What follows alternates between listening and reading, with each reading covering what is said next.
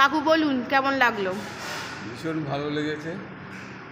মানে ভাবতে পারিনি যে এই সময় আমি এইরকম জায়গায় এসে মানে এই সব আশা করতে পারি।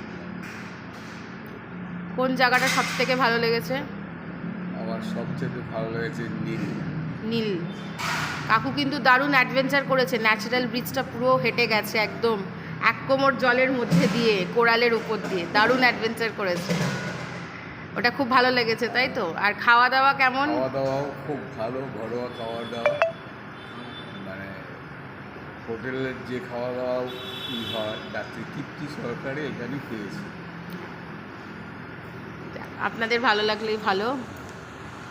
কাকিমা বলুন, কাকিমা বলো কেমন লাগলো?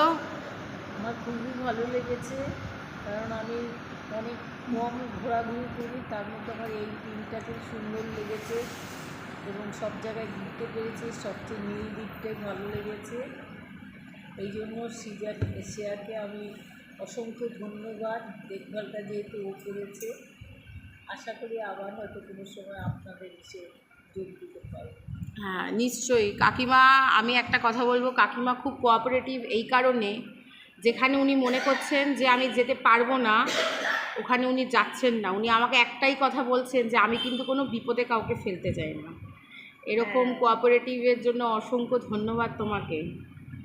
যেখানে যেতে পারেনি, আজকে অনেকটা গিয়ে লাইমস্টোনটা দেখতে পারেনি তাই তো? না, গেছি তো আমি। পুরোটা গেছে, গিয়ে লাইমস্টোন কেভের ভিতর ঢুকতে পারোনি।